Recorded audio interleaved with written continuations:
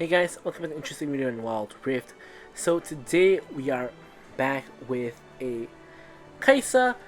Well, I'm not really gonna call it an updated complete guide. I probably will title it that, but in reality this is sort of the same Kaisa build that we've always had. Probably the change is the boots, because we haven't covered AD Kaisa in a hot minute.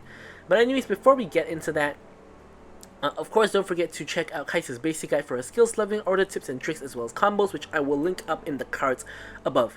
But let's now jump into our build. So as I mentioned, this is basically the same build Kaisa has always had. It's just that now AP Kaisa is so rampant and it's so popular that AD Kaisa has kind of just fallen away. And I kind of just wanted to make this video to sort of remind people that AD Kaisa is still great, and don't forget to play AD Kaisa, you know, when you want to or when the situation calls for it. So anyways, let's hop into the actual build. So first up, we're going for Shield Bow. Now Shield Bow is not really your best first item, not really best as a first item, but you really don't have anything else better to go for. Like, all the other items are even worse to go for as a first item. Like, maybe you could go Phantom Dancer first, but I don't like it. So Shield Bow first gives you, of course, the AD crit attack speed as well as the physical vamp, and then you of course get the lifeline passive as well as the bonus physical vamp when you hit that threshold. Really useful for Kaisa, of course, because she is dashing in a lot with her ulti, possibly, and of course that shield's going to help you survive.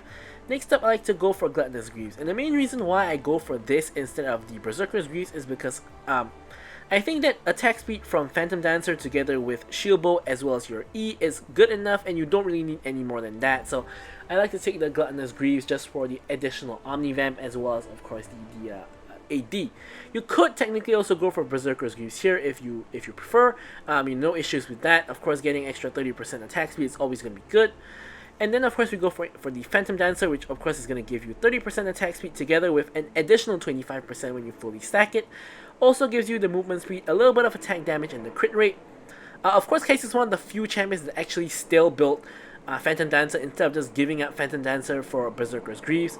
Because really, Kaisa just doesn't have any other alternative good builds. Like, if you don't build Phantom Dancer here, and you go for, like, for example, Shield Bow into IE, and then you eventually get like a Bloodthirster, like, what else are you really gonna build? Maybe, like, I don't know, Runan's Hurricane, for example, but why not just build the Phantom Dancer instead then? You could go for both Berserkers and Phantom Dancer if you want to, so really, Kaisa kind of just goes for Phantom Dancer because there really isn't anything else better to build. IE third item, of course, gives you the huge injection of AD as well as the increase in your crit damage. And then, of course, into the Moral Reminder for the Armor Pen together with, of course, the Grievous Wounds. And finally, you can go for Bloodthirster to top it off to 100% crit as well as get that physical vamp and the Bloodsworn Shield. Now, your last item actually can have some sort of variation. You could also go for Riftmaker. Now, Riftmaker used to be like what gave you a W Evolve. You don't need it for W Evolve anymore, but honestly, it's still good because Kaisa skills with AP, you get health, you get ability haste, you get Omni Vamp instead of getting physical vamp. So, of course, some things like your passive proc or your W, of course, do magic damage. So you will, of course, get additional healing from those sources. Also gives you some true damage, so this could be an option as well. Another option for your last item could actually also be Runan's Hurricane. Some matchups, you want that spread to proc passive on multiple people at one go. Could be an option as well. Of course, you can get GA whenever you need it. And of course, don't forget to also get Wit's End if you need magic resist. So Wit's End is always, an option. You could go for it like instead of the Phantom Dancer, for example, if you're in a matchup which you require, the magic resist. Of course, also gives you the healing and sustain, so always going to be a good item. Runes, you go for Conqueror instead of Lethal Tempo. You could go Lethal Tempo if you want, but I don't think the attack speed is necessary, so Conqueror gives you the AD as well as the Omni Vamp, which I think is better. Of course, you go for Brutal because you're ADC, you auto attack a lot. Coup de Grace against low HP enemies, Giant Slayer against those tanky ones, and Bloodline, of course, for the Omni Vamp. You could also go for Alacrity if you prefer here, but I personally always prefer Bloodline except for a select few champions, so I do go for Bloodline here. And then we of course have our Bone Plating for the defensive capabilities in lane as well as in the later stages of the game.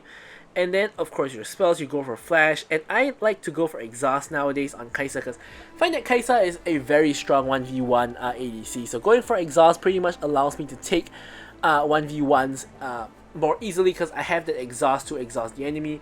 I'm not going to lose 1v1. You could go for a ghost if you prefer as well, which is a lot more better for team fights, allows you to kite around team fights a lot more easily. So that is kind of a personal preference kind of thing. But with all that said, let's jump into talking about the gameplay. Okay, so let's take a look at the gameplay. As you guys can see here, obviously this is a pretty short gameplay just based on the fact that this video is basically only like 15 minutes plus long. But yeah, so we're gonna hop straight into our game. Of course, as you guys can see here, we're doing with Nami, and Nami of course plays really aggressive in the early game. Now, one of the kind of strengths of Kai'Sa is she kind of works very well with both enchanters and engagers because she is a sort of a hyper carry and an assassin at the same time. So if you play with like an engager, you know, it's gonna allow you to assassinate people a lot more easily. But if you play with an enchanter, you know, you can always play front to back and play like a hyper carry. You don't have to ult in.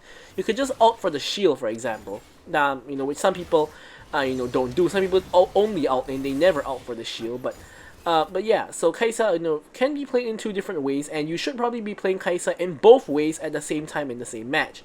So, anyways, here, as I mentioned, I like to take the exhaust personally, of course, for the additional 1v1 capabilities. Now, I meant to actually arrange the enemy champions like in order of like top to bot. Like, so like you can see on my team we have like Ornn top, Triss mid, Wukong, Triss jungle, Wukong mid, and we have me and Nami. For some reason I actually arranged it wrongly, and like for some reason Karma support is in the jungle position and Yi is in like the ADC position. You know, whatever, we're gonna fix it. We're gonna fix it soon, but yeah, so let's talk about, that's not important for the gameplay. Let's talk about the gameplay itself. So here, Karma Ezreal has one main goal in this lane, which is to poke me and Nami out. Because Kai'Sa, of course, wants to pretty much get an all-in. Whereas here, Karma and Ezreal have a lot longer range than me in terms of their skills. Like the basic attack range is not really, but Ezreal Q and Karma Q does have you know, a lot more range than me. So they are trying to poke us out. So this means that I have one goal. I'm an all-in kind of champion in this context. Here you can see the all-in. Ezreal gets hit by Nami bubble. We flash in auto. He's dead. And you know, we are getting a little bit low, so we're gonna just exhaust the Karma and we're just gonna walk away. So we have one goal, which is what you just saw here, which is to all in and kill them. Now, how do we achieve our goal? Well, basically, it's to prevent them from achieving their goal, which is, if they poke us out, we can't all in them because we will lose because we don't have the health. That's why poking us is their goal. So to all in, we have to not get poked by them, and we have to then maintain our health, and when the time comes, we go all in. As you guys can see there, after the all in, after killing Ezreal, I only had that much HP left, that little bit of HP left.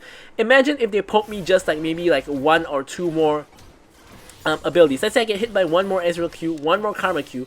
Right there, that would have been a 1-for-1 trade between me and Ezreal, which is obviously not what we want. We want to get the kill and we want to get out. So, as such, that's pretty much our goal here.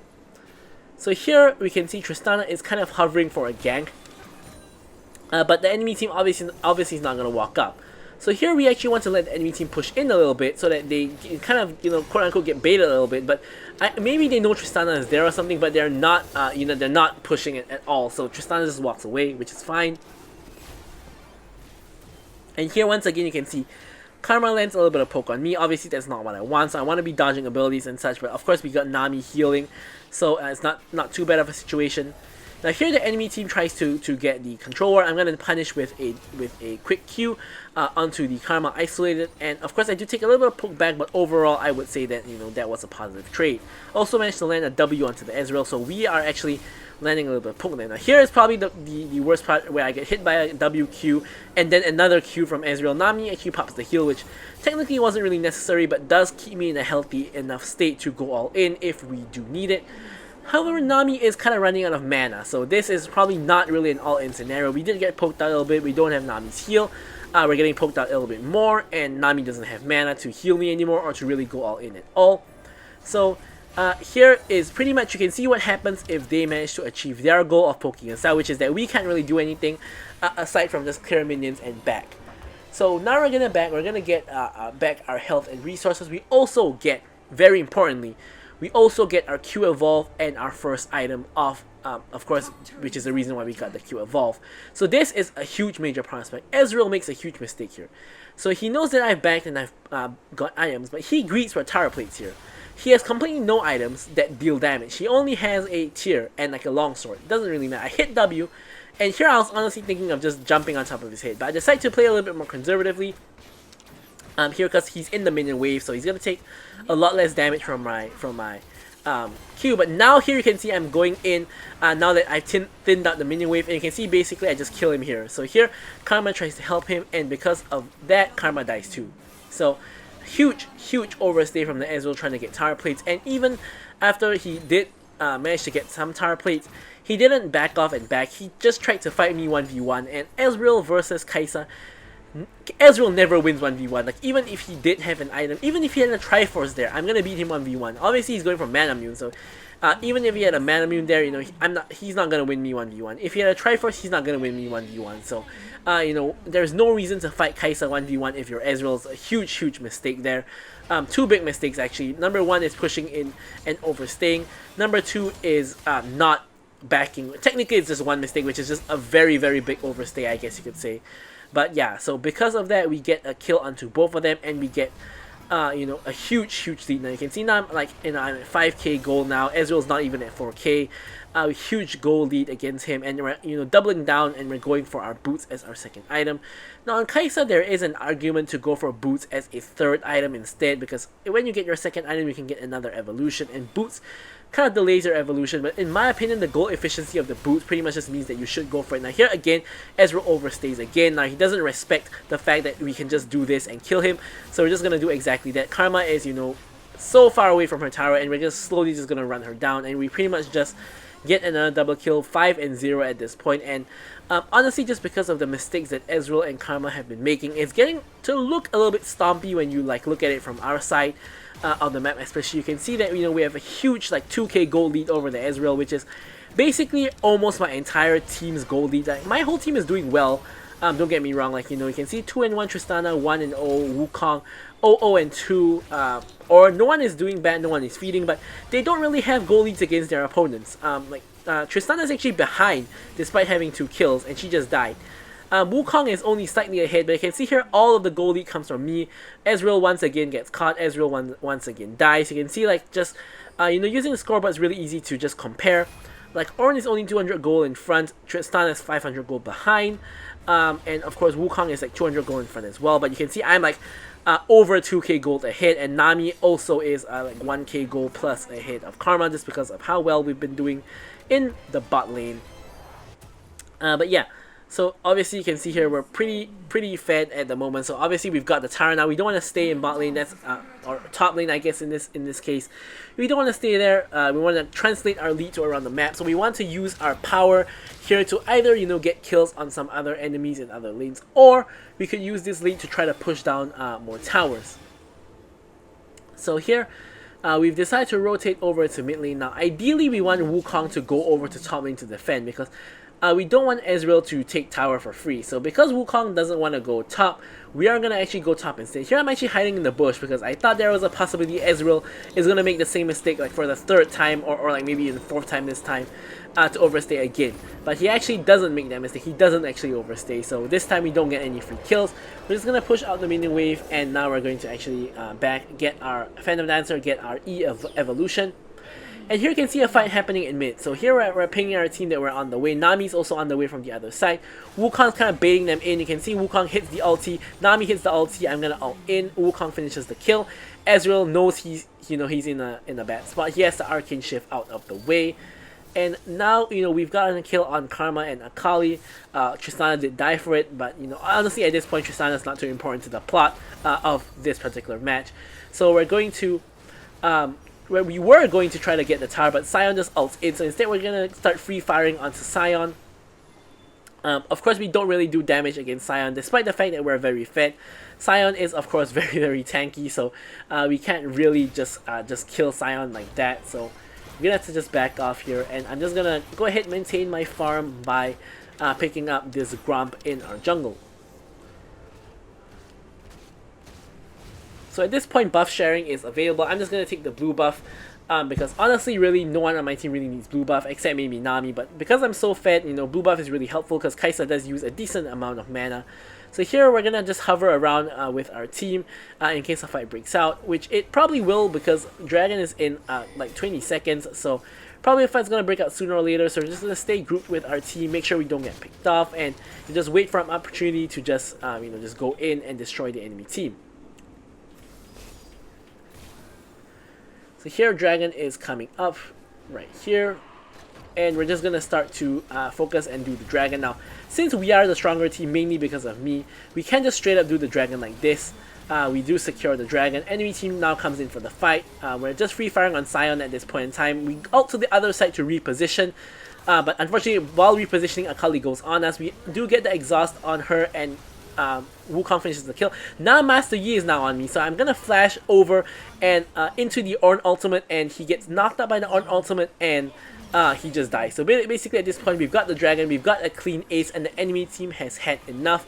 Enemy team decides to surrender, and we pick up the victory via that way. Of course, we got ourselves so ahead, so fat. Enemy team just couldn't even kill us in that fight, despite Akali and Master Yi just both getting onto me. Enemy team decided they've had enough. And I'm gonna leave you guys with the stats as usual. Thank you guys so much for watching the video, and goodbye.